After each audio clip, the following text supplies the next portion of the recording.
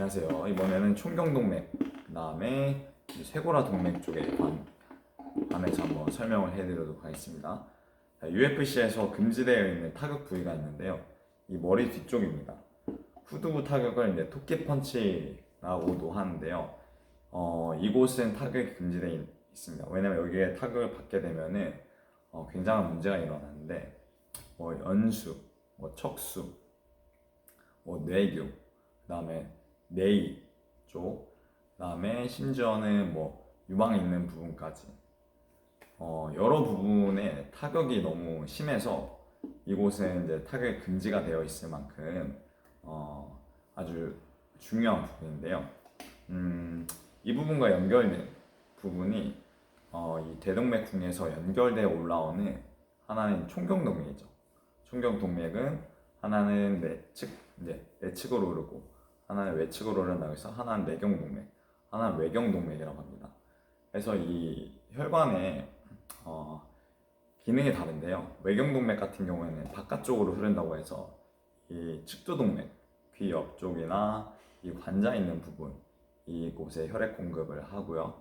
그다음에 하악동맥이라고 해서 이 턱 밑, 턱뼈, 그다음에 광대뼈, 코뼈 이런 부분들을 이제 또 혈액을 공급을 해주고요. 그다음에 설동맥이라고 해서 이 혀 밑에 있는 기저부, 이 밑에 있는 부분들을 또 혈액을 공급하기도 하고요. 그리고 후이계동맥이라고 해서 뒤쪽에 있는 기와 관련된 아주 중요한 혈액 공급을 하기도 하고, 안면동맥이라고 해서 이 코나 입술이나 아니면 뺨 이런 얼굴 피부에 관련된 동맥에 혈액 공급을 하기도 합니다.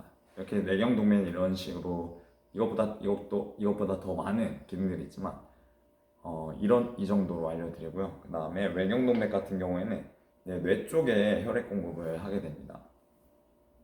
그래서 안쪽에 있는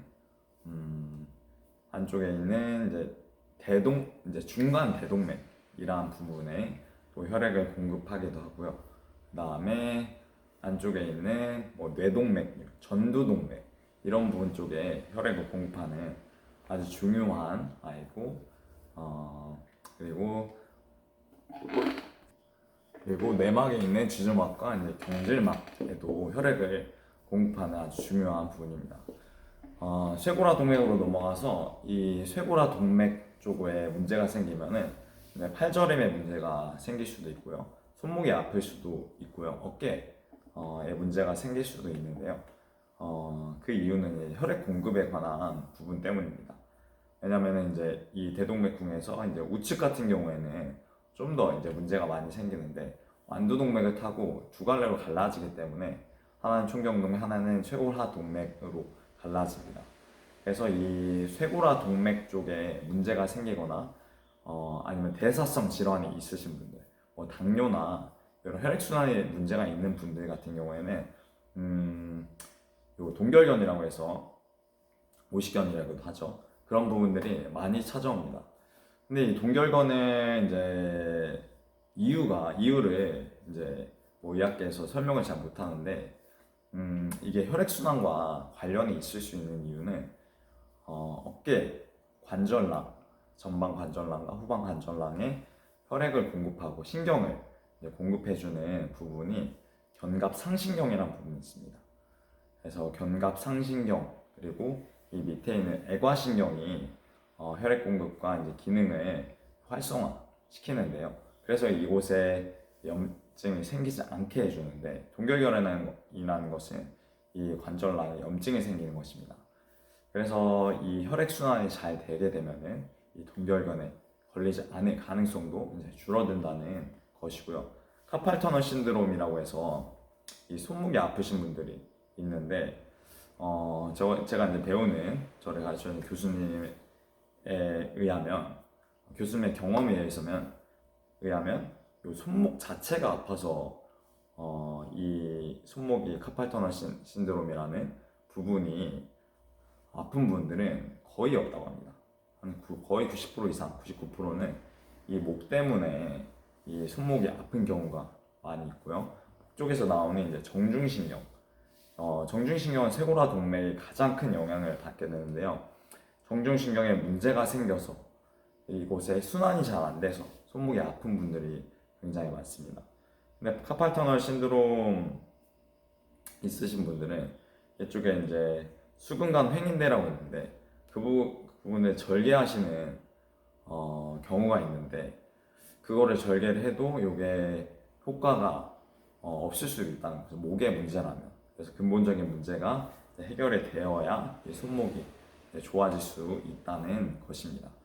그리고 이 쇄골화 동맥에서 중요한 부분이 흉곽출구인데요. 흉곽출구는 이 쇄골화 동맥에 지나가는 통로에 있습니다. 그래서 이 사각근 쪽에 있는 부분인데요.